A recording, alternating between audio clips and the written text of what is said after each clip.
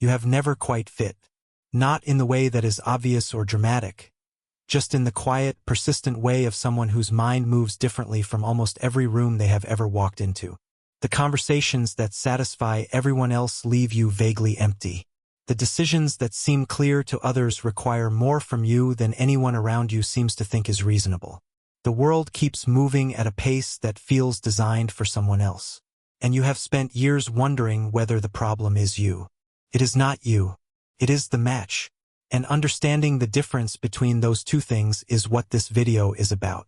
The world you are navigating was not designed for the way your mind works.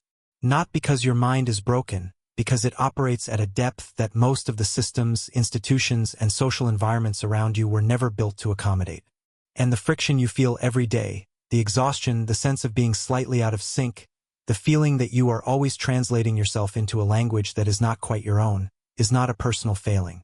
It is the entirely predictable experience of a deep mind moving through a world optimized for speed.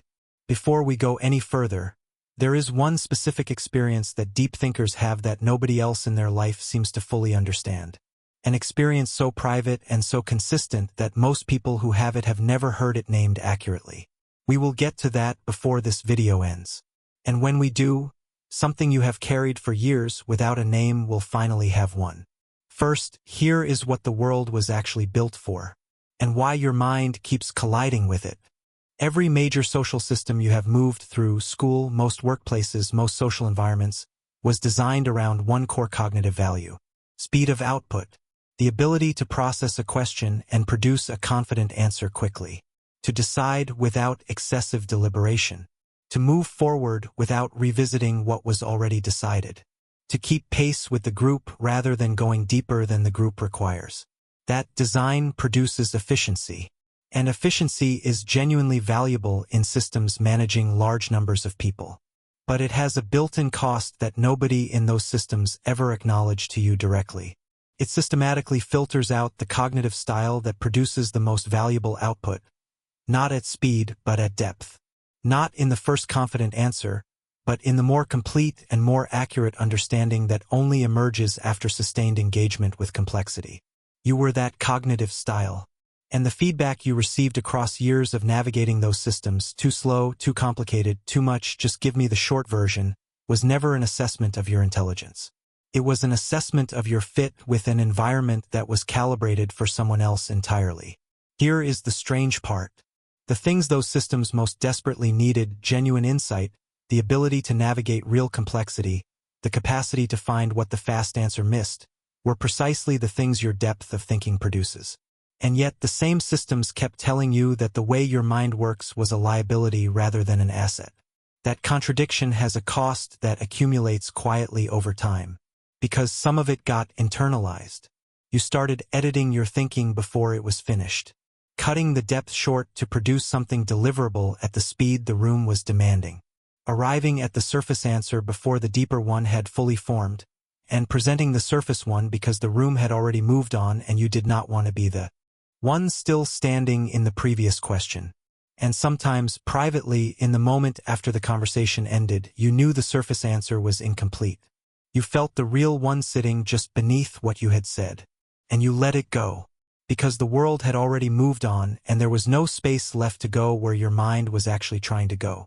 Most people completely miss what that repeated self-editing does over time. It is not just the insights that never got articulated. It is the gradual erosion of trust in your own thinking process. The accumulating sense that your natural cognitive depth is something to be managed and minimized rather than followed all the way to where it is actually trying to go. And this leads directly to the experience I mentioned at the beginning, the one that deep thinkers carry privately without ever having it named. It is the experience of living slightly behind and slightly ahead of every room simultaneously. Behind, because your processing takes longer than the conversation allows. Because you are still working through the implications of something said 3 exchanges ago while everyone else is 4 topics further on. Because the depth you bring to each moment means you arrive at conclusions more slowly and more completely than the pace of most social interaction has patience for. And ahead, because once your processing completes, you see things that nobody around you has reached yet. Connections between things that seemed unrelated. Implications nobody thought to follow. The answer to the question underneath the question that was actually asked. You arrive there after everyone else has stopped looking.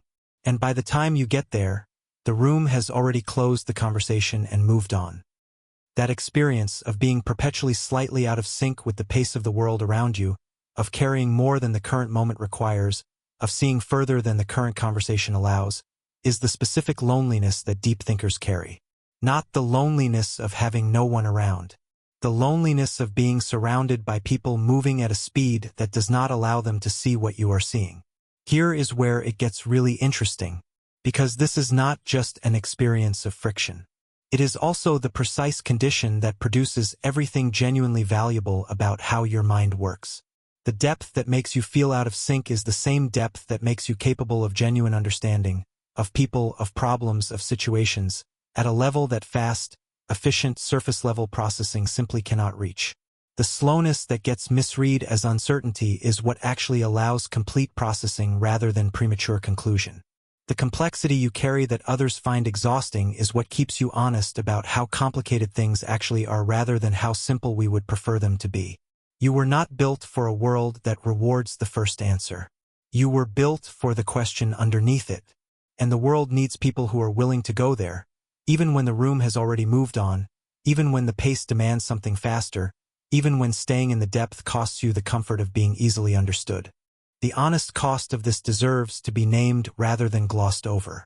Thinking at this depth is genuinely exhausting in a world that does not slow down to meet you.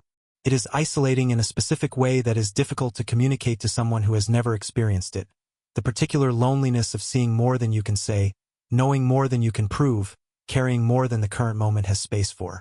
And it produces a specific kind of self-doubt that has nothing to do with your actual capability. The self-doubt of someone who has been told repeatedly that the way their mind works is excessive, and who started to believe it despite being right far more often than the people doing the telling. What changes when you stop trying to fit your mind into a shape it was never designed for is not that the friction disappears. The world does not slow down. The rooms do not suddenly expand to accommodate your depth. What changes is that you stop misreading the friction as evidence of your own inadequacy and start reading it accurately, as the natural resistance between a mind built for depth and a world optimized for speed. That reframe does not make the difficulty easier, but it makes it honest. And there is something quietly sustaining about knowing that the struggle you experience is not because you are too much, but because what you carry is genuinely more than most environments were built to hold. You were not made for shallow water. And no amount of trying to want less depth is going to change the fact that your mind was built for something the world has not yet figured out how to fully use. The question is not how to fit. The question is how to stop shrinking yourself in spaces that were never going to be large enough anyway, and start finding the ones that are. Tell me in the comments, what is the moment you felt most out of sync with the world around you? When did your depth cost you something in a room that was moving too fast to see what you were actually seeing?